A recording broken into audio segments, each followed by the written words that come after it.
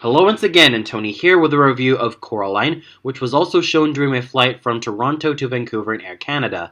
The film was directed, written, and produced by Henry Selick. It was co-produced by Claire Jennings, and it was also based on the novel by the same name by Neil Gaiman, and it starred Dakota Fanning, Jennifer Saunders, Terry Hatcher, Dawn French, John Hodgman, Ian McShane, and Keith David.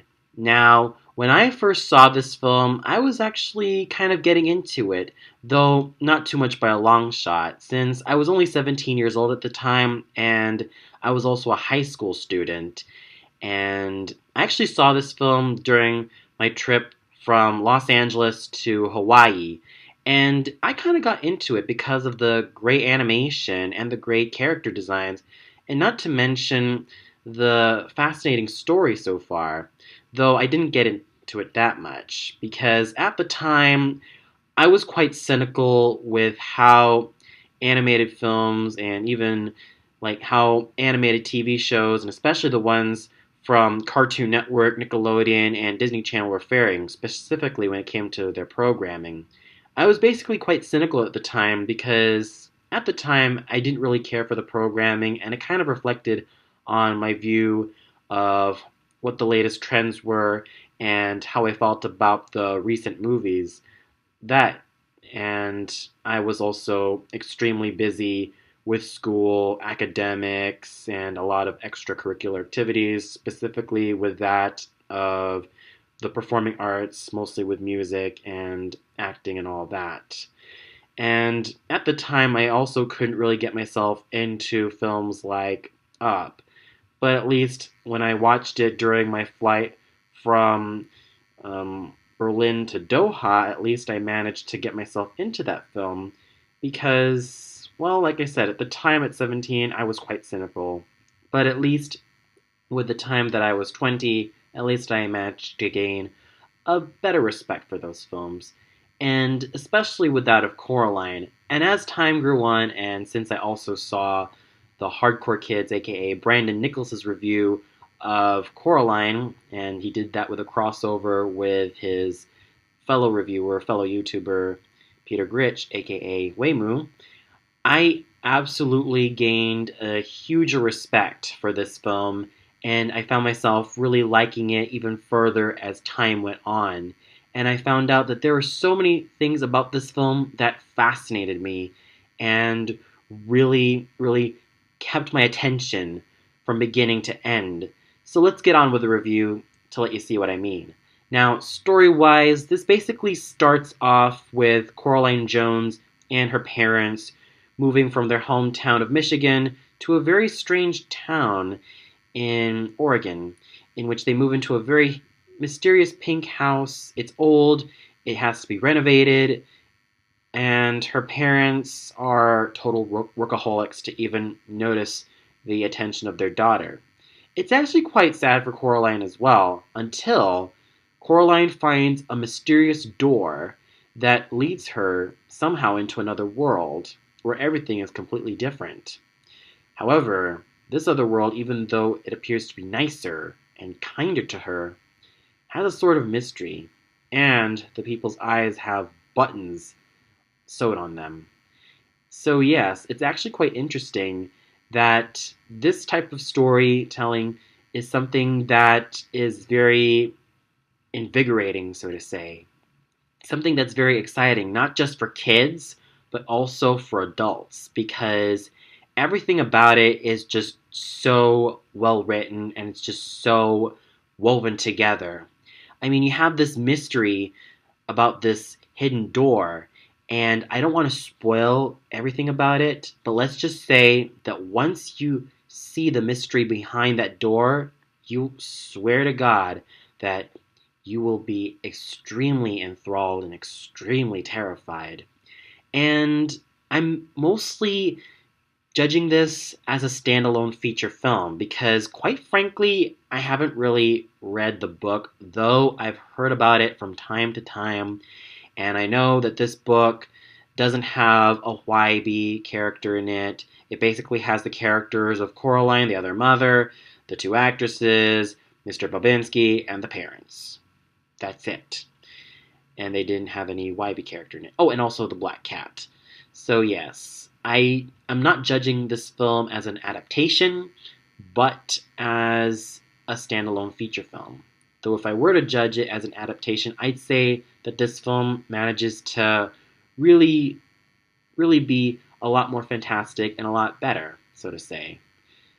I'm not so sure how a lot of you people think, but we'll see. Just leave it on the comment section just to let your opinions be heard. But anyways, with the story, it's very fascinating and it's very well woven together, and everything about it is just well timed. And the animation, now since this is stop motion, and this is also done by one of the big boys of stop motion animation of the 21st century, which is Laika, I have to say that the stop motion animation is very well detailed, very well animated, obviously, and extremely fluid.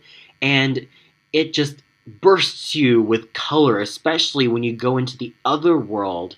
Especially the highlight for me definitely has to be the garden scene, in which the other father makes a flower garden dedicated to Coraline with a lot of flowers of different kinds, and then you have each of the flowers moving along and even having some life into them and even greeting Coraline, and especially with the animation of the birds, the ghost children, everything about it is just so well done. And especially I like the animation of the mice. I thought it was just cute and quite amusing to watch. And not to mention when the black cat bites one of the mice and turns into a huge rat, I felt creeped out by it. Yeah, believe me, there were certain scenes in Coraline that genuinely creeped me out. And I thought that The Shining was creepy, but, well, The Shining was creepier, mostly because it has a lot of more mature themes in here. With Coraline, it does manage to be very creepy, albeit especially mostly for younger kids. But I, as an adult, was extremely creeped out by those scenes as well, and that's saying something. That's just absolutely fantastic that the animation manages to go from bright and whimsical in some areas to absolutely haunting and foreboding in some of the other scenes. And I thought it was just very well done for the people behind the animation just to really make it burst to life. And the music, it's absolutely well done, and it really heightens the mystery that Coraline goes through, and especially with the other world, and especially when it comes to those creepy children chants, especially heard in the end credits. Now, I thought that they were very well done and add a very creepy atmosphere into the world of Coraline. Not to mention the chants sung in the other scenes I thought were very charming and absolutely gorgeous to listen to. So basically the soundtrack combines classical music and some type of eerie sounding music as well, though not as eerie as compared to The Shining. But it's well done, well timed, and it's just absolutely gorgeous, and it's a must listen. The characters are all wonderful. Now, what makes Coraline stand out for me is the fact that she's a lot different from the other female protagonists that I've seen as of late. Now, unlike those other female protagonists, Coraline is snarky, she's intelligent, she's witty, she's capable, and very inquisitive about the world around her. Because it makes sense, she's still, like what, an 11-year-old girl who has yet to discover the world around her, and especially when it comes to her parents as well. She's also a type of girl who also wants to be loved by her parents and wants her parents to at least give her a shred of attention. But sadly, they have their own work cut out for them and they're very busy day and night, and they don't even have time for their own daughter. So at the same time, she feels very left out in her home life. And sometimes we kind of feel sorry for her. She's a lot different than the other female protagonists that I've gotten myself into watching. I mean, she's a lot more different than a lot of the Nickelodeon and Disney Channel female protagonists of the 21st century. Though it's safe to say that when it comes to female protagonists, she's quite similar to that of the likes of Clarissa from Clarissa Explains It All and Caitlin Seeger from Caitlin's Way. She's quite similar, though unlike them, she's a lot younger and a lot more volatile, and basically has to find herself in a very interesting position because, well, she's found herself like realizing that the other world may not be what it set out to be. So she really has to prove herself and really has to fight in order to really triumph in the end. She's definitely someone that I was craving for the whole time. A very capable young female protagonist. And that's what I got in Coraline. And there are also other great characters like Wybie. Now, Wybie wasn't really written in the original book, but I could really see why he was added in the film. Not just to serve as a sort of guy best friend or even possible love interest for Coraline, but he also serves as a very formidable ally to her and a very great ally to her. Sure, he is kind of geeky, but that's part of the charm. He's a very charming and very likable character. And he's a very, very touching type of character as well. His adorkability is something that is so contagious that I actually kind of found myself really rooting for this guy and actually wanted him to really be a great ally to Coraline, and he did it very well. And then we have the parents. Now, these parents are also quite interesting, but not much is totally deep about them, though they're actually great characters on their own. Now, when it comes to Mr. and Mrs. Jones, now Mr. Jones is a very, at times, absent-minded, goofy type of dad, though he still has his work cut out for him and is very dedicated to him, and dedicated to his work, and dedicated to really be the breadwinner of the family, though at times he's quite absent-minded. Now with Mrs. Jones, she's a bit more of the breadwinner and more level-headed and very straight-minded, though at times very stern, very much has to be the type of person who has to keep Coraline on the ground, because if she manages to get herself on the clouds, then who knows what's going to happen to her.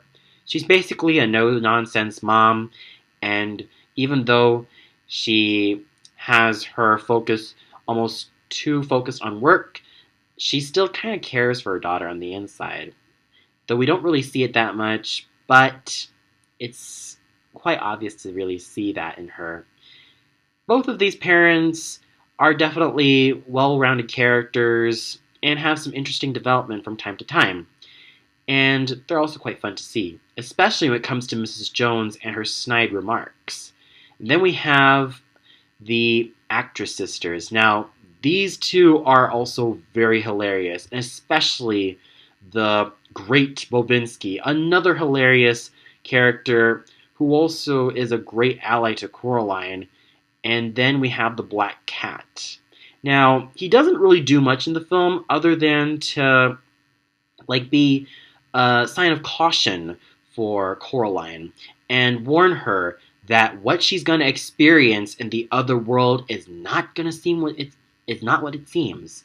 It's something a lot more different. Yet she has to find out for herself. And then we have the other mother. Now, I hate to go into spoiler territory with this, but here it goes.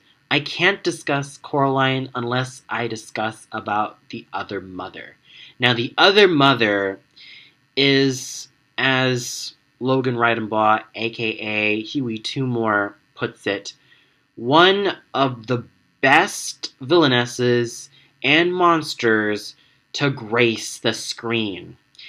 And I could really see why people are genuinely terrified of this character. Now, in her first appearance, she appears to be very kindly, very sweet, very generous, and very motherly towards Coraline. But once we see her true features, you can't help but feel genuinely terrified with her. Every time I saw her transformation scene, my skin just crawled. My hair stood on end. I wish I were exaggerating, but I think I'm not. I know I'm not really exaggerating when I say that the other mother is a villainess that's worth watching. I mean, her motivations are definitely something that is also very akin to Mother May I from Teen Titans. However, unlike Mother May I, the other mother is far from rollicking. She is deranged. She is simply put malicious, and she is genuinely creepy. I mean, she does go through the same transformation scene like Mother May I did. Like, both of these characters start out as very kindly, very motherly figures, but once you manage to take away that veil, you see something more hideous, more disturbing, and frankly, a lot more something that's a lot more frightening. And that's what I truly like about this character. She's definitely very fascinating as a villainess. And this is all helped by the phenomenal voice work done by all of these characters. Dakota Fanning, who I knew her back then as a child star, who managed to star in some okay and at times very crappy films. Her okay films were Uptown Girl, and the crappy films that she starred in was basically Cat in the Hat with Mike Myers and the Twilight Saga. Hearing her as Coraline, I thought was just wonderful. She managed to bring a very spunky, inquisitive nature to this character and manages to make her a lot of fun to listen to. And then we have Terry Hatcher as both the mother and the other mother. Now, Terry Hatcher, as the mother, she manages to give her snark and her no-nonsenseness. And as the other mother, my goodness, did she make the other mother creepy and unsettling. And she pulled it off very well. And then we have the supporting actors like Jennifer Saunders and Dawn French as the actress sisters. Now, both of these British actresses starred in the British sitcom Absolutely Fabulous, and their chemistry works amazingly. And then we have Ian McShane as the Great Babinski. Fantastic work, and he manages to pull off every bit of hamminess that makes the Great Babinski just amazing. And we have Keith David. Now, Keith David, even though he didn't have that many lines in the film, is just absolutely riveting. Now, I heard Keith David in the following roles as Goliath from Gargoyles, Tooblat from The Legend of Tarzan. I even heard a little bit of him as Dr. Facilier from The Princess and the Frog, and also as Spawn. Now, when it comes to badass characters, Keith David is definitely no stranger. And especially when it comes to badass mentors, badass villains, badass everything. Keith David manages to make the cat riveting as a character.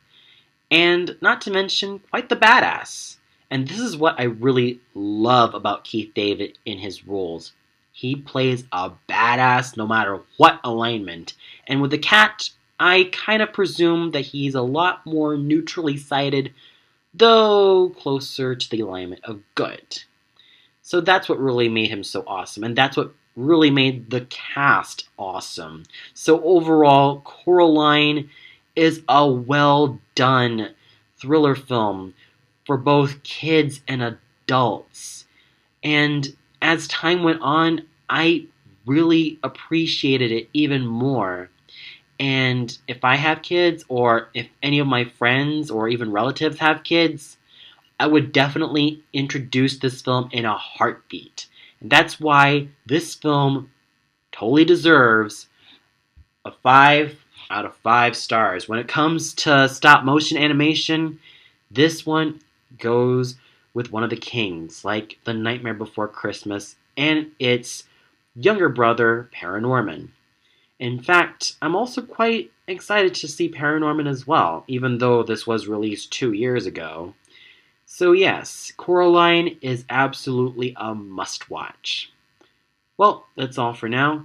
Be sure to tune in tomorrow where I have a lot of albums to review. And those are the albums that I listened for my flight to London Heathrow to Toronto International Airport. So let's just save this as a New Year's album review special. So until then,